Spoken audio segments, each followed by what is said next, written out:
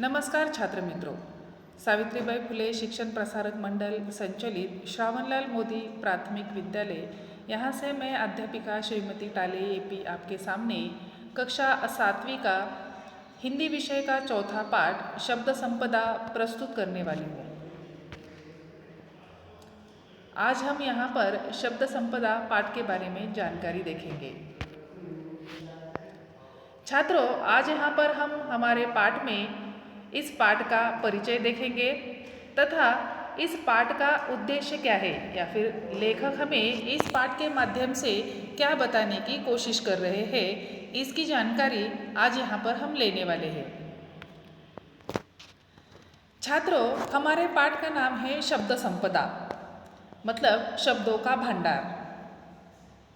इंसान जब जन्म लेता है तो वो किसी भी प्रकार की बातें बोल नहीं सकता। अपनी भावनाएं व्यक्त करने के लिए, जैसे अगर उसे भूख लगी हो या फिर अपनी माँ की ज़रूरत हो, तो उस समय वो रोने लगता है और अपनी भावनाएं व्यक्त करता है। लेकिन जैसे जैसे वो बड़ा हो जाता है तब अपने घर परिवार, आस पड़ोस तथा जब वो पाठशाला में जाता है तब अलग अलग प्रकार के नए नए शब्दों को वो सीखता है और अपनी भावनाओं को व्यक्त करता है। शब्द भावनाओं को व्यक्त करने का एक माध्यम है। अगर शब्द न होते तो हम पशु समान होते। हम हमारी भावनाएं कभी भी व्यक्त नहीं कर पाते। चाहे सुख हो, दुख हो, गुस्सा हो, हर एक प्रकार की भावनाओं को व्यक्त करने के लिए हमें शब्दों का सहारा लेना पड़ता है। मतलब शब्द हमारे जीवन का एक महत्वपूर्ण हिस्सा है। शब्दों के माध्यम से ही हम एक दूसरे से जुड़ जाते हैं। तो ऐसे ही शब्द के बारे में जानकारी आज यहाँ पर हम लेने वाले हैं। तो आइए देखिए इन शब्दों का महत्व। हिंदी में कुछ शब्द ऐसे भी पाए जाते हैं जो दो भिन्न भाषाओं के शब्दों के मेल से बने हैं। अब वे शब्द हिंदी के ही बने हैं, जैसे हिंदी संस्कृत से वर्षगांठ, मांग पत्र, हिंदी अरबी या फिर फारसी से थानेदार, किताब घर तथा अंग्रेजी संस्कृत से रेलगाड़ी, रेडियो तरंग और अरबी फारसी अंग्रेजी से बीमा पॉलिसी आदि। देखिए बच्चों, जैसे हमने अभी देखा कि शब्द हमारे जीवन के लिए एक महत्वपूर्ण भूमिका बजाते हैं। तो ये जो शब्द होते हैं वह अलग अलग भाषाओं से आते हैं। जैसे कि हम सब जानते हैं कि पूरे विश्व में अलग अलग प्रकार की बोली भाषा बोली जाती है। जैसे कि हमारी बोली भाषा है मराठी। हम कभी कभी मराठी में बात करते समय अंग्रेजी शब्दों का, संस्कृत शब्दों का और हिंदी शब्दों का आसानी से प्रयोग करते हैं, क्योंकि बहुत सारे ऐसे शब्द हैं जो भिन्न भिन्न भाषाओं से एक दूसरे के भाषा में ऐसे मिलजुल गए हैं जैसे मानो कोई मेहमान अपने परिवार में घुल मिल जाता है। और वो जो शब्द है उनका प्रयोग हम इतनी आसानी से करते हैं कि मानो वो दूसरे भाषा से आए ही नहीं। जैसे कि वर्षगांठ, थानेदार, किताब घर, रेल यात्री, ये जो शब्द है ये दो भाषाओं से मिलकर बने हुए हैं। लेकिन जब हम उन्हें पुकारते हैं या फिर बोलते हैं, उनका उच्चारण करते हैं, तभी हमें ये मालूम भी नहीं होता कि ये अलग भाषा से आए हुए शब्द हैं। इन शब्दों से ही हिंदी का भी शब्द संसार समृद्ध हुआ है। जितने ज़्यादा शब्दों का हम प्रयोग करते हैं उतना हमारा शब्दों का भंडार बढ़ता जाता है। कुछ शब्द अपने माँ की तरह इतने लाडले होते हैं कि वे माँ मातृभाषा को छोड़कर औरों के साथ जाते ही नहीं। और कुछ शब्द बड़े बिंदास होते हैं, वे किसी भी भाषा में जाकर अपने लिए जगह बना ही लेते हैं। जैसे कि अब देखिए, कुछ शब्द ऐसे हैं जो दूसरी भाषाओं से आकर हमारी भाषाओं में इतने घुल मिल गए हैं कि मानो वो दूसरी की भाषा के है ही नहीं। लेकिन कुछ शब्द ऐसे भी होते हैं जो अपनी मातृभाषा को छोड़कर किसी और के भाषा में मिल घुलना ही नहीं चाहते। और इन शब्दों के द्वारा ही या फिर इनके माध्यम से ही हमारे शब्दों का भंडार बढ़ता जाता है, हमारी बोली भाषा अधिक समृद्ध होती जाती है। देखिए, यहाँ पर आपको कुछ चित्र दिखाई दे रहे हैं। जैसे पहले गुट में आपको 3 बच्चे एक दूसरे के साथ वार्तालाप करते हुए दिखाई दे रहे हैं और दूसरे चित्र में आपको 2 बच्चे एक दूसरे के साथ झगड़ा करते हुए दिखाई दे रहे हैं। इसका मतलब चाहे क्रोध हो, गुस्सा हो, मारपीट हो या फिर प्यार से एक दूसरे के साथ बातें करना हो, इन्हीं सभी क्रियाओं में हमें शब्दों की ज़रूरत होती है। शब्दों के इस प्रकार बाहर जाने और अन्य अनेक भाषाओं के शब्दों के आने से हमारी भाषा समृद्ध होती है। विशेषतः वे शब्द जिनके लिए हमारे पास प्रतिशब्द नहीं होते, ऐसे हजारों शब्द जो अंग्रेज़ी, पुर्तगाली, अरबी, फारसी से आए हैं, उन्हें आने दीजिए। जैसे brush, rail, pencil, radio, car, scooter, station आदि। परंतु जिन शब्दों के लिए हमारे पास सुंदर शब्द है, उनके लिए अन्य भाषाओं के शब्दों का उपयोग नहीं लेना चाहिए।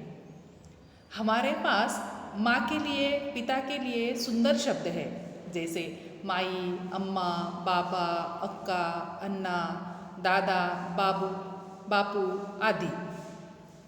अब उन्हें छोड़ मम्मी डैडी कहना अपनी भाषा के सुंदर शब्दों को अपमानित करना है। जैसे कि हमने देखा कि अलग अलग प्रकार के बोली भाषाओं से नए नए शब्द हमारे भाषा में आते हैं और हम उन्हें प्रयुक्त करते हैं, चाहे अच्छी बातें हो या फिर बुरी बातें हो। इन्हीं दोनों में भी हमें शब्दों का प्रयोग ज़रूरी होता है।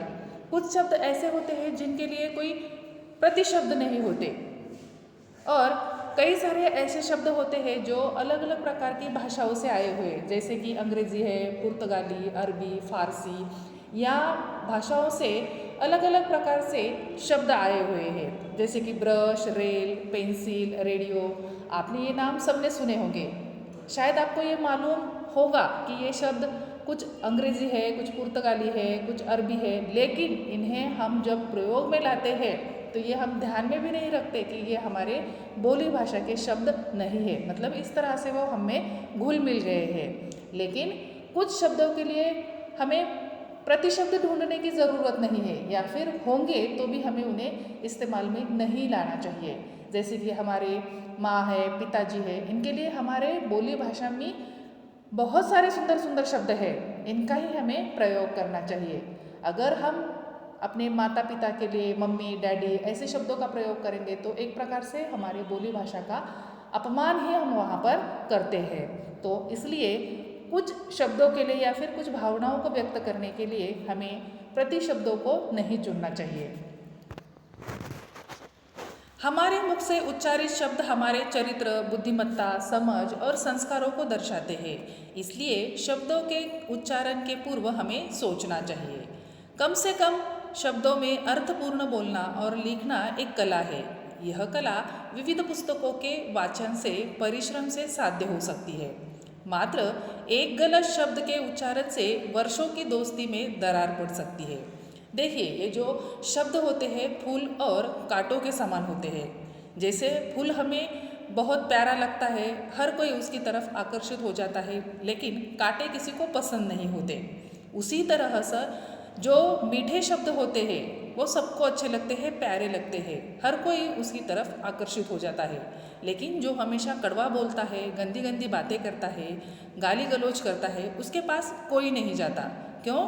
क्योंकि इन्हीं शब्दों से आप किस तरह से बातें करते हैं, उसी से आपको वहाँ पर परीक्षित किया जाता है। मतलब आप किस प्रकार से इंसान है, आपका स्वभाव कैसा है, उसी से आपकी जान पहचान बन जाती है। इसलिए हमेशा शब्द चुनते समय अच्छे शब्दों का प्रयोग करना चाहिए। और हमारा जो शब्द भंडार है उसे अगर हमें बढ़ाना है तो उसके लिए अलग अलग प्रकार के किताबों को, अच्छी किताबों को पढ़ना ज़रूरी है। उसके उच्चारण पर ध्यान देना ज़रूरी है। अगर कोई भी एक गलत शब्द अगर आपने अपने पड़ोस वाले लोगों से या फिर अपने परिवार वालों से, अपने दोस्तों से कहा तो वो हमेशा के लिए दूर चला जा सकता है। इसलिए हमेशा शब्दों का प्रयोग करते समय उस पर सोच विचार करना चाहिए। जिस तरह से अलग अलग शब्द हमें एक दूसरे से जोड़ते हैं, उसी प्रकार से कुछ शब्द हमें एक दूसरे से दूर भी कर सकते हैं। ये जो शब्द होते हैं हमारे संस्कारों को दर्शाते हैं। सुंदर, उपयुक्त और अर्थमय शब्दों से जो वाक्य परीक्षा में लिखे जाते हैं, उस कारण ही अच्छी श्रेणी प्राप्त होती है। अनाप शनाप शब्दों का प्रयोग हमेशा हानिकारक होता है। जब आप परीक्षा में प्रश्नों के उत्तर लिखते हैं या फिर निबंध लिखते हैं तो आप किस प्रकार के शब्दों का प्रयोग करते हैं, आपकी भाषा शैली कैसी है, उसी प्रकार से आपको श्रेणी दी जाती है। कभी भी आपको अनाप शनाप शब्दों का प्रयोग नहीं करना चाहिए जिसकी वजह से आपके अपने आप से दूर हो जाए। प्रत्येक व्यक्ति के पास स्वयं की शब्द संपदा होती है। इस शब्द संपदा को बढ़ाने के लिए साहित्य के वाचन की ज़रूरत होती है। शब्दों के विभिन्न अर्थों को जानने के लिए शब्दकोश भी ज़रूरी होता है। अगर आपको आपके शब्दों का भंडार को बढ़ाना है तो उसके लिए अलग अलग प्रकार के नए नए किताबें पढ़ना तथा शब्दकोश को भी पढ़ना, उसके अर्थ समझने की कोशिश करना, इन चीज़ों को आप अगर करेंगे तो आपकी शब्द संपदा ज़रूर बढ़ेगी। शब्दकोश का एक पन्ना रोज एकाग्रता से पढ़ोगे तो शब्द संपदा की शक्ति का पता चल जाएगा। वहाँ से आप अलग अलग प्रकार के नए नए शब्द सीख पाएंगे। तो अब तय करो कि अपनी शब्द संपदा बढ़ानी है। इसके लिए वाचन संस्कृति को बढ़ाओ, पढ़ना शुरू करो, तुम भी शब्द संपदा के मालिक हो जाओगे। अगर आपको एक अच्छा इंसान बनना है तो उसके लिए सबसे ज़रूरी है अच्छे शब्दों को चुनना, उनके अर्थ को समझना, उसका महत्व समझाना। इस प्रकार से अगर आप हर रोज़ वाचन करेंगे और अपनी शब्द संपदा को बढ़ाने की कोशिश करेंगे तो आप भी एक अच्छे इंसान वहाँ पर बन सकते हैं और आपका शब्द भंडार जो है वो बहुत वहाँ पर बढ़ सकता है। इस पाठ में आए हुए कुछ नए शब्दों को यहाँ पर हम देखेंगे, जैसे तकलीफ यानी परेशानी, निष्क्रिय मतलब कृतिहीन, मिलनसार मतलब मिलजुल कर रहने वाले। और यहाँ पर हम मुहावरे देखेंगे, जैसे दरार पड़ना मतलब दूरी बढ़ना, अनाप शनाप बोलना मतलब निरर्थक बातें करना।